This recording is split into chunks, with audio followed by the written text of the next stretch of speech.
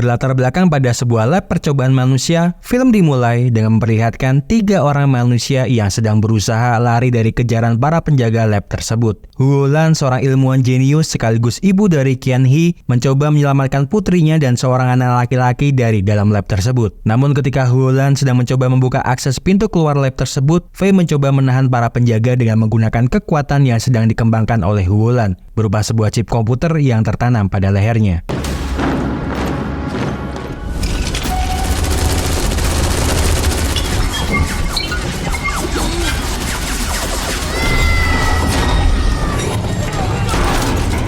Sayang dia harus tertembak oleh Cheng, sang pemimpin lab tersebut, ketika dia mencoba untuk menyusul Huolan dan juga Qianhe.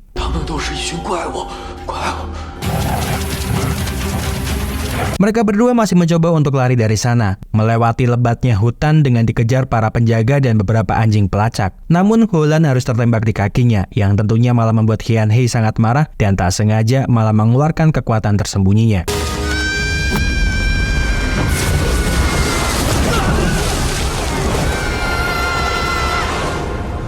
Ibunya menyadari kalau kekuatan Qianhe belumlah bisa dia kontrol sepenuhnya, maka oleh sebab itu dia meminta Qianhe untuk segera pergi meninggalkan dirinya menuju ke rumah neneknya. Cheng menyadari kalau kekuatan dari putri Huolan berasal dari chip generasi kedua yang kemungkinan dikembangkan secara diam-diam oleh Huolan. Namun belum sempat dia bertanya banyak tentang chip tersebut, Huolan sengaja mengaktifkan sebuah bom bunuh diri agar putrinya bisa kabur dari sana dengan selamat.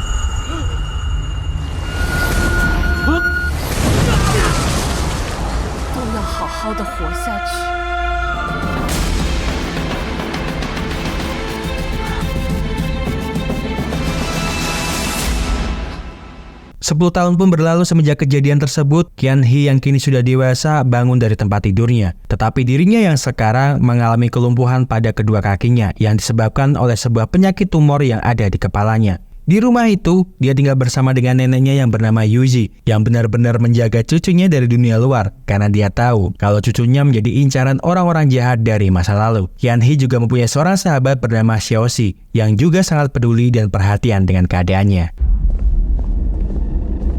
Cheng yang berada di lab percobaan memberi ultimatum kepada para ilmuwannya untuk segera menyelesaikan chip generasi kedua yang sudah 10 tahun lamanya mereka kembangkan, namun tidak pernah kunjung berhasil. Fei, kaki tangan Cheng yang dulu adalah seorang anak laki-laki yang berusaha kabur dari sana, memberikan informasi kepada bosnya kalau dia telah berhasil menangkap beberapa orang yang kabur dari lab dengan ditanami chip percobaan yang sedang dikembangkan oleh mereka. Cheng sebenarnya tidak pernah ragu dengan kekuatan yang dimiliki oleh Fei. Namun bila dia tidak segera mendapatkan chip generasi kedua milik putri Huolan, Cheng tidak akan pernah tahu sampai kapan dia akan terus bertahan hidup. Maka dari itu, bagaimanapun caranya, Cheng meminta Fei untuk segera menemukan keberadaan putri dari Huolan. Malam harinya di sebuah kawasan rakyat jelata sungai bawah tanah, Qiaozi mengajak Qianhe untuk sekedar jalan-jalan mengelilingi pasar. Tak sengaja saat mereka berdua sedang asik melihat-lihat suasana di dalam pasar itu, mereka ditabrak oleh seorang laki-laki bertubuh besar yang ternyata pria itu merupakan salah satu korban eksperimen Cheng karena ada sebuah kode nomor 168 di lehernya. Pria itu ternyata sedang berusaha kabur dari pasukan inspeksi yang dipimpin oleh seorang laki-laki bernama Anhe. Qianhe yang melihat itu merasa cemas karena berpikir dia adalah target mereka dan menyuruh Xiaoxi untuk segera kabur dari sana. Jelas saja melihat Qianhe dan Xiaoxi yang tiba-tiba kabur dari mereka membuat Anhe sangat curiga dan segera memerintahkan semua anak buahnya mengejar mereka berdua. Namun sejauh apapun mereka berdua berusaha lari dari Anhe, tetapi nampaknya itu hanyalah sia-sia belaka karena Anhe berhasil mengejar mereka.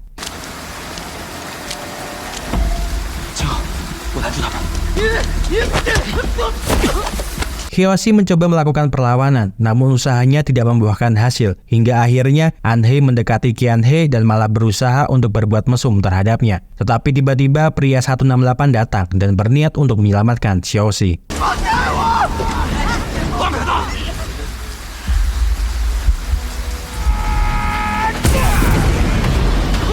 Sadar dengan kekuatan yang tidak bisa dia lawan, Anhe memutuskan untuk pergi dari sana.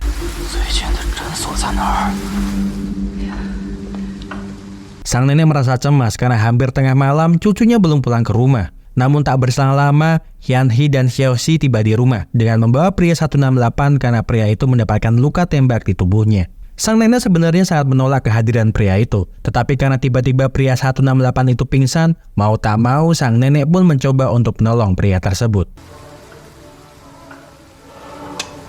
Pria tersebut terbangun setelah nenek Yuzi berhasil mengobatinya. Namun nenek Yuzi meminta pria itu untuk segera pergi dari sana karena bisa saja dengan kehadiran dia di sini itu malah bisa mengancam keselamatan cucunya. Anhee lalu melaporkan ke Faye kalau pria 168 telah lolos darinya. Dia mengatakan kalau dia tidak sanggup untuk mengatasi pria itu karena perbedaan kekuatan mereka. Namun Faye melihat kalau ada beberapa petunjuk di lokasi tersebut yang bisa dia gunakan untuk mencari keberadaan dari pria 168. Hingga akhirnya Faye dan Mai berhasil sampai di kediaman Yuzi dan bertanya tentang di mana keberadaan pria yang mereka tolong. Sang nenek mencoba berkilah, namun itu malah membuat Mai sangat marah hingga akhirnya dia mencekik nenek Yuzi. Melihat neneknya mendapatkan perlakuan kasar, Hyun-hee lalu mengatakan kalau pria itu telah pergi. Namun Faye yang melihat keberadaan Hyun-hee di sana malah dibuat penasaran karena merasa kalau gadis yang ada di depannya itu adalah teman masa kecilnya, sekaligus putri dari Hwolan. Dia lalu mendekatinya untuk memastikan dengan benar kalau gadis itu adalah putri dari Hwolan. Namun setelah memastikan kalau tidak ada tanda lahir di bahunya, dia pun segera pergi dari sana karena ternyata pria 168 berada di luar rumah tersebut.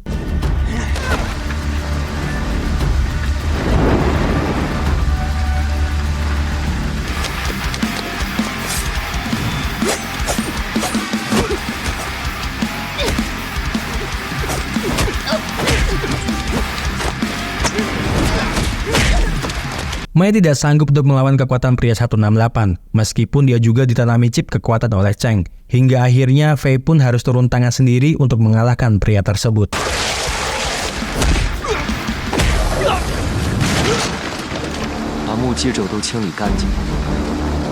Nenek Yuzi yang sangat khawatir dengan keberadaan dua orang tersebut mengajak Hyun-hee untuk segera pergi dari sana. Dengan dibantu Hyoshi, mereka bertiga pun akhirnya berhasil kabur dari kejaran Faye dan Mai yang berniat untuk membunuh mereka berdua karena Faye tidak ingin ada saksi yang masih hidup setelah kejadian ini.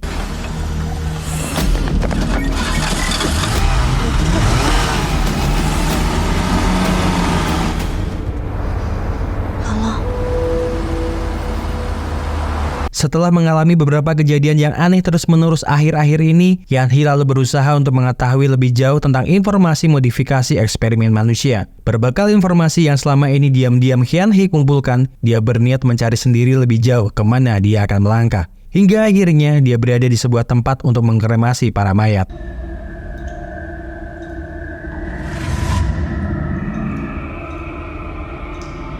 Beberapa mayat yang terbujur kaku itu hampir mempunyai kesamaan, dengan sama-sama mempunyai sebuah simbol bertuliskan FIG yang merupakan simbol dari pertarungan bawah tanah. Tiba-tiba dia dikejutkan dengan keberadaan Anhee di sana yang masih mencoba untuk berbuat mesum dengannya. Namun sebuah gigitan di tangannya malah membuat Anhee sangat marah hingga membuatnya berbuat nekat dengan memasukkan Hyun-hee ke dalam mesin kremasi mayat.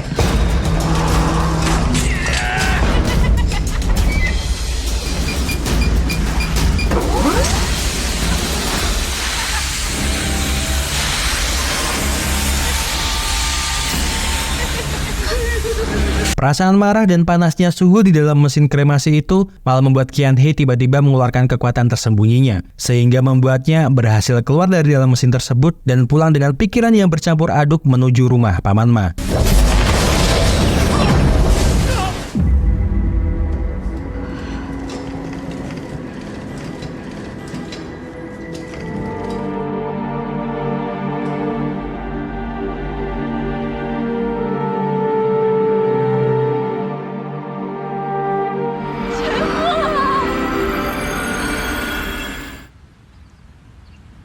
Hyun-hee meminta maaf kepada neneknya kalau semalam dia keluar tanpa pamit padanya. Namun sang nenek malah meminta Hyun-hee untuk segera pergi bersama dengannya meninggalkan kota sungai bawah tanah. Nenek Yuzi menyadari kalau situasinya mungkin akan lebih berbahaya lagi bila mereka tetap berada di sini. Kehilangan ibunya saja sudah sangat membuatnya sedih, apalagi harus kehilanganmu. Mereka tidak tahu dengan apa yang sedang mereka hadapi. Jadi sang nenek memohon agar mereka berdua lekas pergi dari kota ini agar mereka berdua bisa hidup dengan damai. Keesokan harinya, Faye mendatangi lokasi tempat kremasi mayat dan segera menyadari kalau kekacauan ini disebabkan oleh perbuatan anak Hwolan. Faye yang tak sengaja mendengar obrolan Anhee yang tengah menceritakan kejadian tadi malam kepada kakaknya malah membuatnya murka. Hingga akhirnya Faye mencekik Anhee hingga dia mati. Dan segera setelah itu, dia memerintahkan semua anak buahnya untuk mencari seorang wanita dengan ciri-ciri yang telah dikirimkan oleh mereka.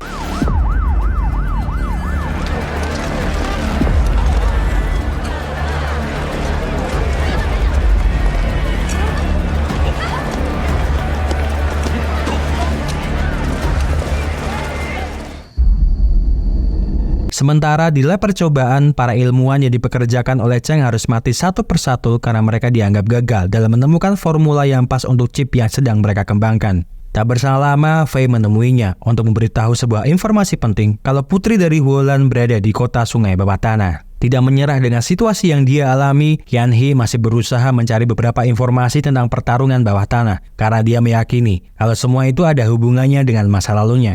Quan Wang.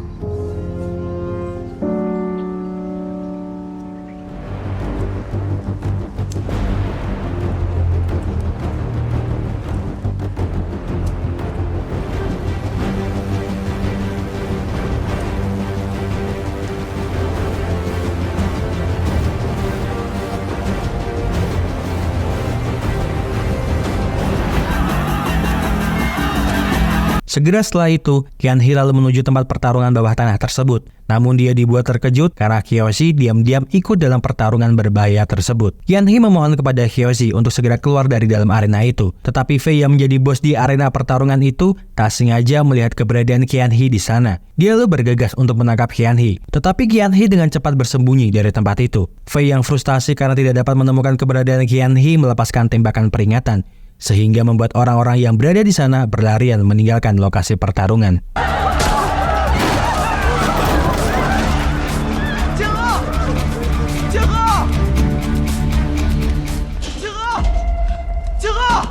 Fei yang menyadari kalau Kyoshi adalah teman Qianhe, lalu memanfaatkan situasi tersebut dengan menghajar Kyoshi agar Qianhe segera keluar dari tempat persembunyiannya. Qianhe pun akhirnya keluar karena tak ingin sahabatnya dari kecil itu mati dibunuh oleh Fei. Qianhe juga memohon agar dia mau melepaskan Kyoshi. Namun nampaknya Fei tidak peduli, yang kemudian menendang Kyoshi hingga dia mati. Melihat sahabatnya itu mati, jelas membuat Qianhe sangat marah, hingga akhirnya malah tak sengaja membangkitkan kekuatan tersembunyinya.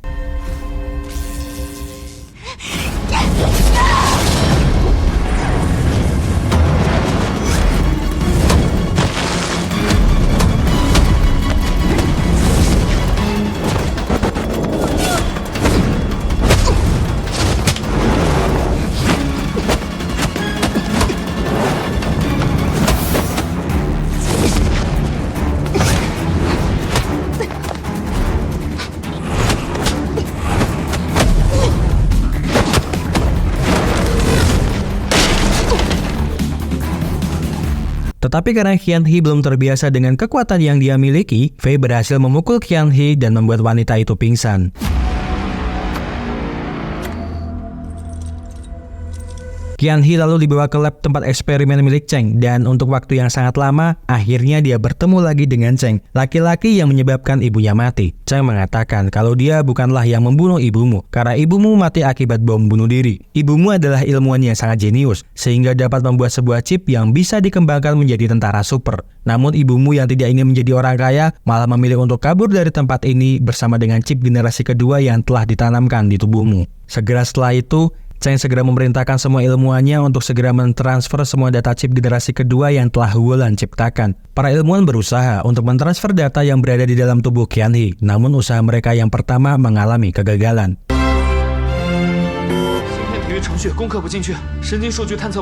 Cheng yang tidak senang dengan hasil itu memerintahkan lagi anak buahnya untuk menaikkan daya yang lebih besar lagi. Nampaknya usahanya yang kedua itu seperti akan berhasil, tetapi tiba-tiba semua alat-alat yang berada di sana mati dan meledak dengan sendirinya, sehingga membuat para ilmuwan berlari keluar dari ruangan tersebut.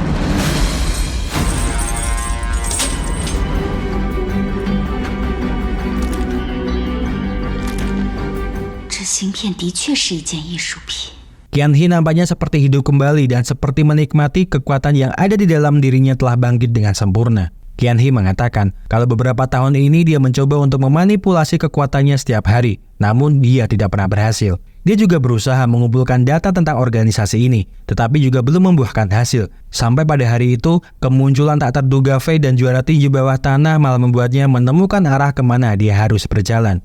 Tanda lahir di bahunya sudah dibersihkan oleh sang nenek sejak awal mereka berdua bertemu, sehingga membuat Faye tidak yakin kalau dirinya adalah putri dari Huolan. Qianhe belajar tiap hari dari catatan yang ditinggalkan ibunya untuknya tentang chip generasi kedua yang tidak hanya menghilangkan celah dari chip generasi pertama, namun bisa digunakan untuk merangsang kekuatan gaib manusia hingga tanpa batas. Ibunya sengaja memasukkan chip generasi kedua di tubuhnya itu untuk digunakan sebagai obat menyembuhkan tumor otak miliknya. Dia sengaja tertangkap oleh mereka agar dia bisa menggunakan teknologi yang mereka punya untuk membantunya mencabut kunci larangan itu. Qianhe tahu kalau mereka terus mencarinya, maka setelah mempersiapkan ini semua dengan matang, dia muncul tanpa kalian curigai. Mendengar penjelasan itu jelas membuat Cheng sangat kesal dan segera memerintahkan anak buahnya untuk segera menghabisi Qianhe.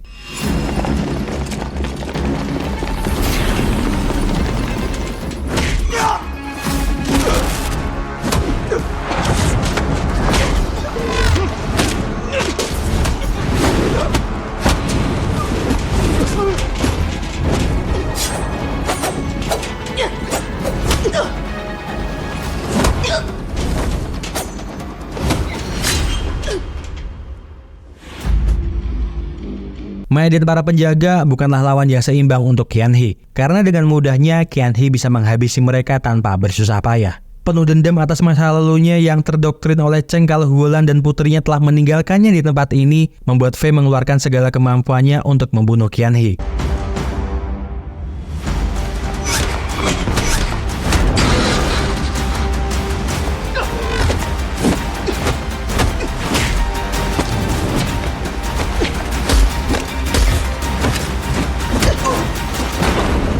Qianhe sebenarnya tidak ingin membunuh Faye, namun karena Faye malah terus berusaha ingin membunuh dirinya, malah membuat Faye sangat marah hingga meremukan semua tulang-tulangnya.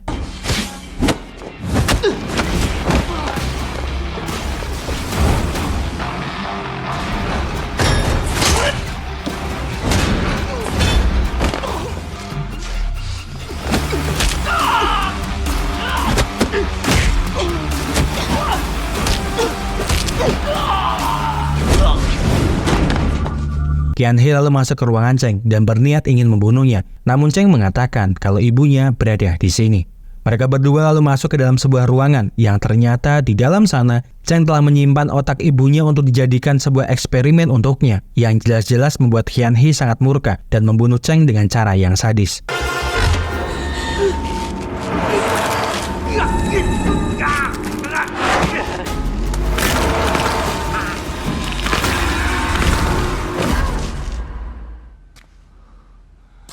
Dan sebelum film berakhir, Qianhe yang sepertinya telah dirasuki dengan dendam amarah malah ingin membunuh Faye dengan kekuatannya. Namun kerajinan kertas bangau yang jatuh dari saku Faye malah mengingatkannya kembali dengan masa lalunya, sehingga dia pun kembali ke jati dirinya, meninggalkan Faye yang mati bersama dengan hancurnya laboratorium itu. Terima kasih seluruh sudah menonton rangkuman film yang Mas Ahko persembahkan untuk kalian semuanya. Semoga terhibur. See you!